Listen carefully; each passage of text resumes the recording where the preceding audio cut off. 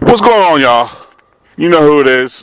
Mr. Warmack, aka Low Rent, aka The Ignorant American, aka The Truth As You Know It, aka Dirty Business, aka The Jet Jaguar of YouTube.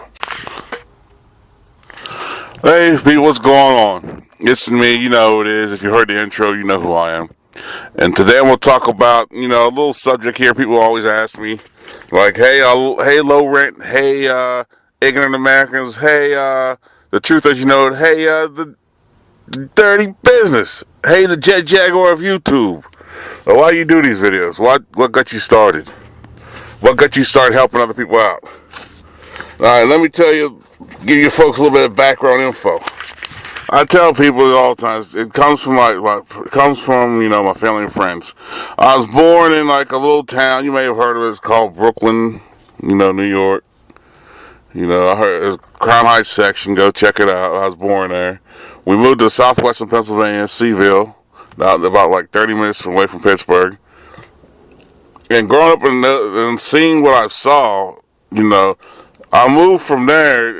And the areas all the areas I traveled to were all like depressed. I mean, Seaville, southwestern Pennsylvania, Pittsburgh region, like the middle, from the 80s to the mid 90s, I want to say. It was just, places were closing and this was going on and people did what they had to do to eat. That's where, for us, that was real. I heard stories about how some people's parents, one of them would off themselves after a layoff or a plant was shut down, and it was real life back there, and then it got worse. The 90s came, and but you persevered, and what are you going to do? You can't cry about it. The world won't stop. That's the attitude how people I think should have. The world's not going to stop because you're having problems. We all have problems in life, some to a larger degree than others, but you have to persevere. You have to keep that brave face. You may be scared inside, but you have to keep that brave face just because other people may go off of that. Now, I know people won't listen, like some people. You got all these little miserable people here here's the bad part about it. You got so many miserable people that they're in better shape than people that are with the smile on their face going through and they don't know it. And I can't stand these miserable people. They're always blaming somebody for their problems.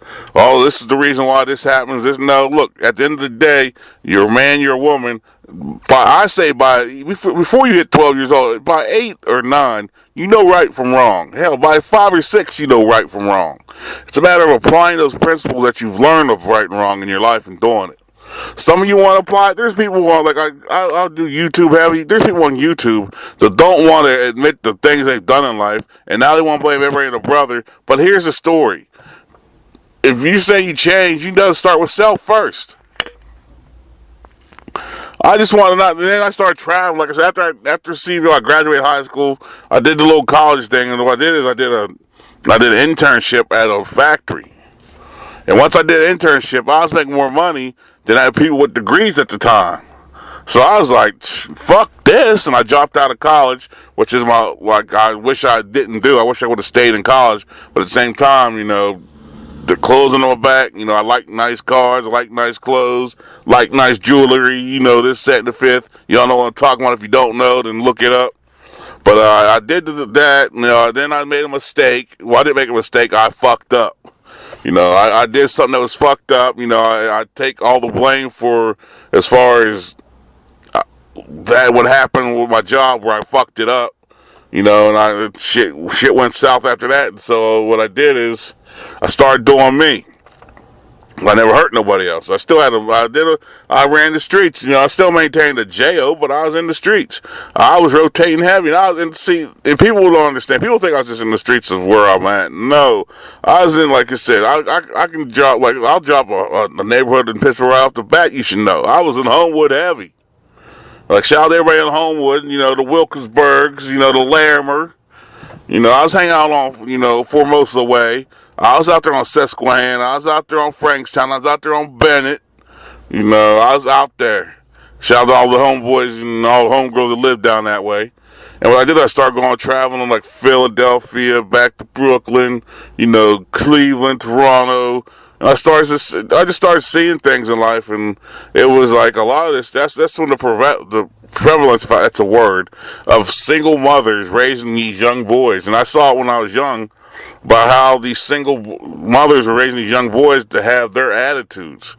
And I do these videos. I mostly do it to help people, but I try to mostly help like young men. You know, because what they see, like you got family members, males in your family that should be doing this, but hell, they have demons too. A lot of them, so they don't have that person to look up to, or maybe he's locked up because he made a mistake in life and he's gone for a while. But I'm trying to do these videos that show young people, young men in general, how to conduct yourselves the right way. Like, let me tell you something. I still have a job besides what I do here, and it's like I have two jobs basically. And let me tell you people something. You think all your loud talking and all that other stuff cute? Get out in real life at a job, you get laughed at. You know why you get laughed at? Because I know you do. Because like people that laugh at you come at me and be like, "What's up with so and so?" I'm like, "Look, man, I don't justify anything you stupid black people do. Like, I admire black people who handle their business. But whenever you want to sit there and hoot and holler, yell, this, that, and the third, it destroys everything you have to say. Or you got these motherfuckers that want to fight every fucking battle in their life. Let me tell you something.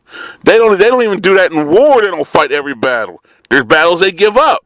There's this term called acceptable losses. And that's the thing, and then what gets me is a lot of black people, I hate to say this, and it's a prove me wrong.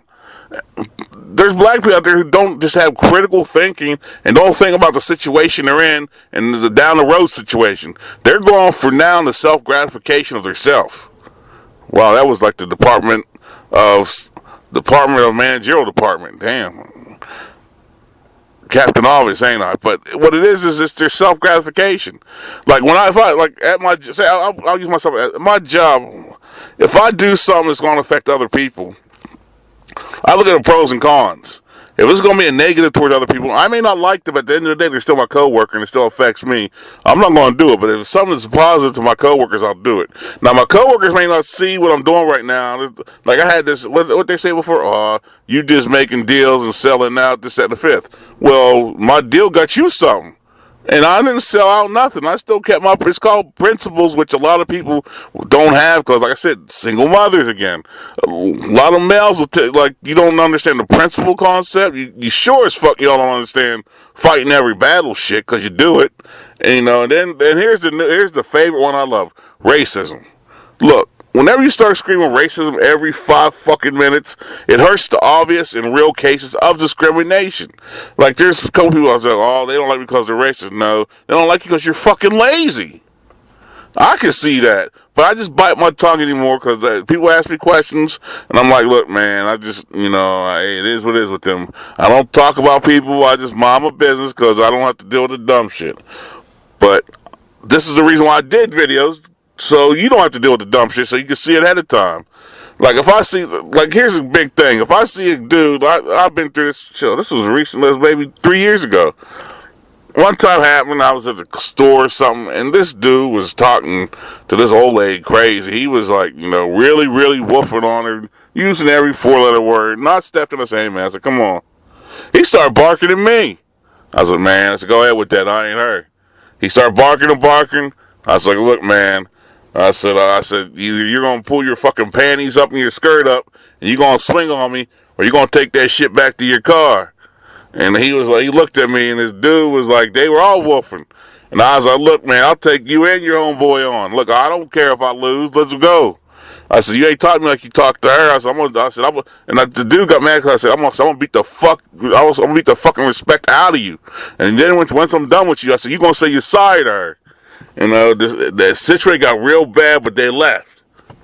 Because I was like, you ain't going to talk to this lady in front of me like that. And I said, maybe something else could happen, but it ain't happening. You going to show a little respect there. I said, I'm going to beat the fuck out of you.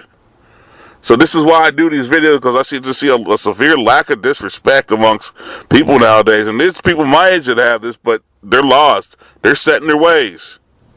So I just wanted to make a quick little podcast here. So if you see me when I'm out, just holler at me. I'm out. Peace.